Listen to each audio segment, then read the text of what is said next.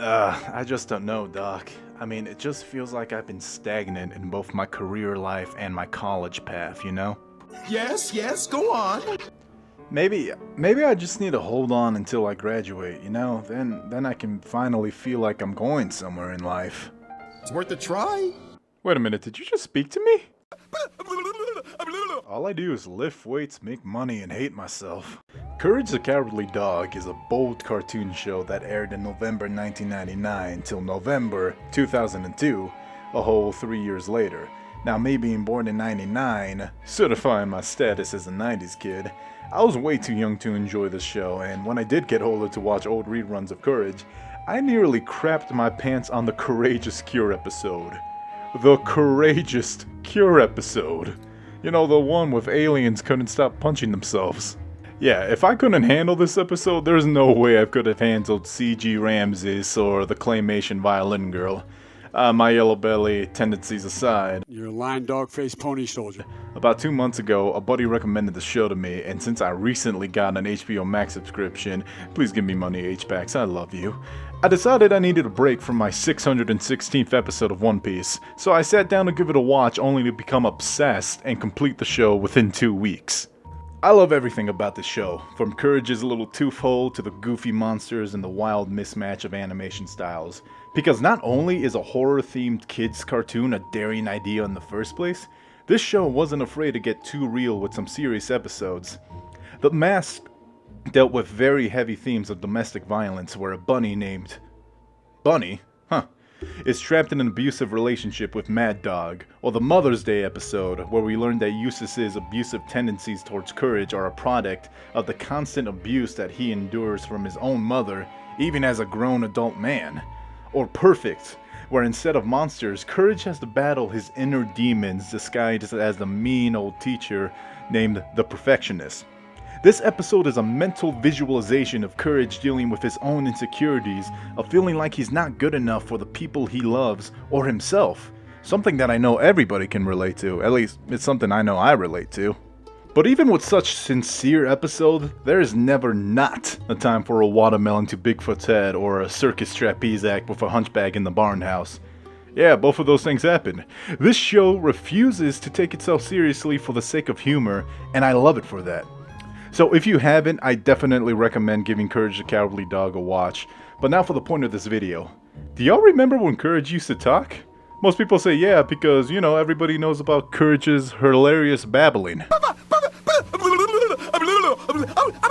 Or, of course, his unforgettable catchphrase. The things I do for love. But that's not what I'm talking about. I'm talking about this. I may be man's best friend, but really, something smells fishy or my name is Stinky Lulu. And thank goodness it's not. What have you done with Muriel? For some of you, your minds were just blown. Because most people only remember Courage as, you know, the babbling dog with 1 sentence per episode, which is reasonable because they actually made the decision to nerf Courage's speech abilities in the Season 2 patch notes. In Season 1, Courage was similar to Stewie Griffin from Family Guy in the sense that Stewie can have full-on conversations with most of the outside cast of characters. Excuse me, do you mind if we switch seats so my family can sit all together? No, we don't switch. But when speaking within the family, Stewie is flat out ignored because Peter and Louis only hear it as baby talk. Is he sleeping? Hey, wake up! Wake up! You, lady, wake him up! You like the Tom and Jerry, do you, dear? Well, we'll dial them up when we get home. What the hell are you talking about? Just like Stewie Griffin, Courage has been shown to have full conversations, even therapy sessions, with the monsters that threaten his home, but when talking to Sweet Muriel and Salvor Eustace, all they hear is whimpers and barks. Now you cut to Season 2, and dog noises are the only thing that Courage can muster, along with his occasional celebration. Yes! So why? Why did Courage go from chatty chihuahua to silent Shiva? Courage is actually a beagle, by the way. Well, here's a simple answer. It was a creative decision. That's it, and nothing else. When trying to research this subject, I only found 2 pieces of information on the topic. An IMDb trivia page stating that the creators of Courage thought he talked too much, and an interview with the show director John Russell Dilwolf. who said that the Bags couldn't understand Courage because it's because I feel the intimacy between family members can never be truly comprehended. So is that it? Well, yeah. But I want to make a good video, so I'm going to elaborate on why I think that decision was made. As a self-proclaimed epic video gamer, I'm used to the silent protagonist and why it's employed. In most examples, it's used as a way to allow players to connect more internally with the character, providing their own dialogue to shape the character their way, instead of following along with a set character's personality. This can be seen from kids games like Legend of Zelda and Pokemon, all the way to mature titles like Doom and Skyrim. Another reason that's a little less common is comedy. When a character can't speak, it forces the writers to get creative with a character's actions and noises, pushing for physical, visual gags as opposed to one-liners, with Crash Bandicoot being my favorite example. But those are video games, where you literally control the character. Surely, in a show where the viewer controls nothing, a silent protagonist is less likely to succeed, right? Well, not so. Mr. Bean is a mute buffoon, but he can turn a waiting room into 15 minutes of hilarity. Snoopy and Woodstock can have entire conversations with just a series of head nods and hand gestures. Another duo is Tom and Jerry, with a rivalry portrayed through malicious facial expressions and screams of pain. And what about the Pink Panther? This son of a bitch is so smug that he doesn't even have to say a word to let you know that he's in charge. Even in serious situations can a speechless character rise. Michael Myers and Jason Voorhees are two titans of the horror slasher films, with more teenagers in the ground than a suburban Hot Topic, and they have yet to say anything. This is another strength that silence can provide. Mystery, uncertainty, the unknown. Since the dawn of time, man had a fear of the unknown when our ancestors first saw lightning crash down from the sky. To this day, the unknown remains the scariest thing to human. A virus with no clear cure, the depths of an ocean still undiscovered, a stranger standing too close for comfort, a dark, blinding room. Even today I'm afraid of the dark, and as Red and Link beautifully put it,